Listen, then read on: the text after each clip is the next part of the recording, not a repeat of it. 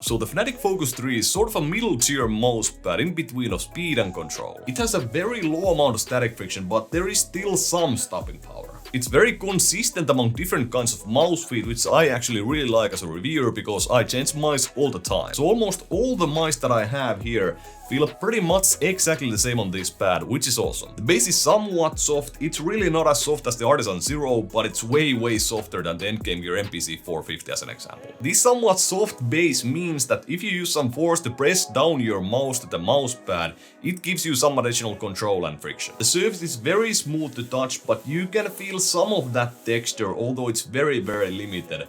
But through the mouse feet, the mousepad feels very smooth. So there is almost no way you will feel any kind of discomfort on your skin when you use this mousepad. And from that we can talk about the stitching as well, which is very low profile. It's actually pretty much on the same level as the mousepad itself.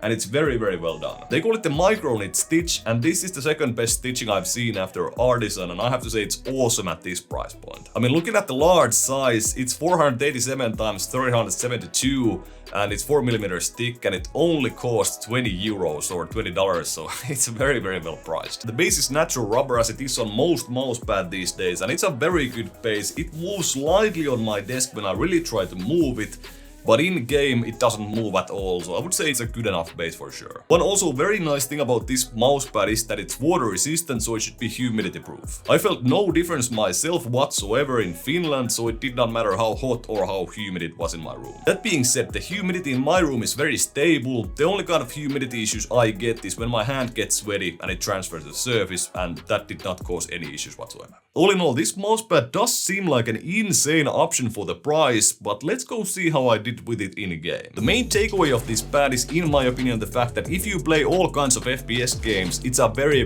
good option for you. But if you play only TAC FPS games, you might want to go some other direction that gives you more stopping power if control is what you want. Static friction is also something that can help you, especially in CS and Valorant, and because there is quite a lot of lack of that in this mousepad, you might not get used to the surface in a short time. But I would say high static friction is good for only pretty much those guys who have shaky aim and panic in different kinds of situations when they hold a corner. Stopping power or dynamic friction then again is very good universally for any kind of game that you need flick shots in. These balanced pads are actually very nice because I love to play Apex whenever I have time, and then again I still think that CSGO is the absolute best game to test gear in, so I do play that as well. It's decent or even good for flick shots, but if you've used a pad that has high dynamic friction or high stopping power, you might feel that this lacks some. Then again, because of the low static friction, it's very good for micro adjusting, and it feels very good for tracking as well because of the lack of dynamic and static friction. So in terms of who I recommend this mousepad for,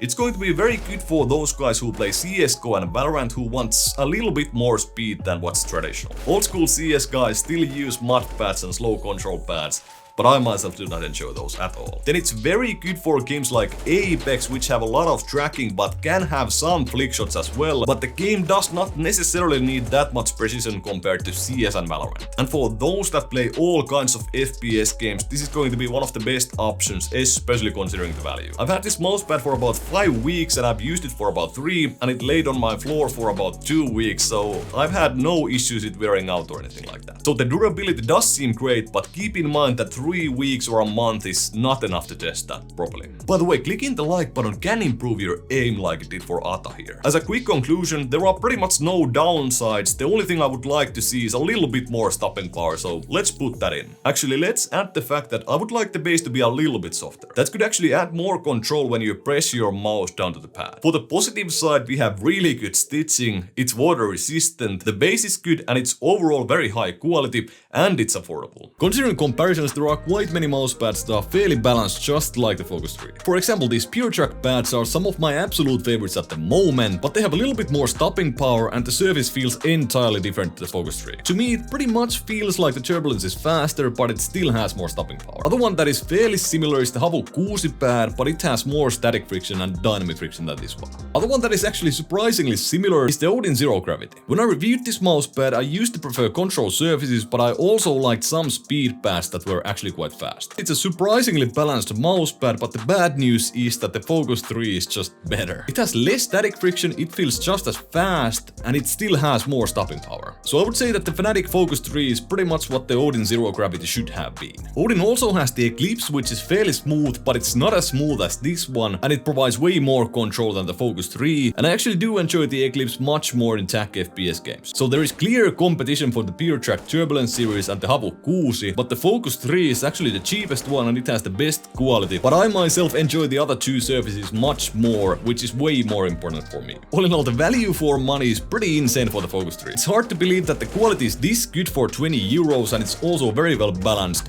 It just comes down to the fact that if you like the surface or not. I myself of course like it, but I think there are better choices. That's pretty much it for this one. Check this video right here if you want some more information on what could be the best mousepad for you, and then check this video if you want to see my favorite mousepad at the moment. If you enjoyed the video, hit the like button. If you enjoy my content, hit the subscribe button, and see you in the next one.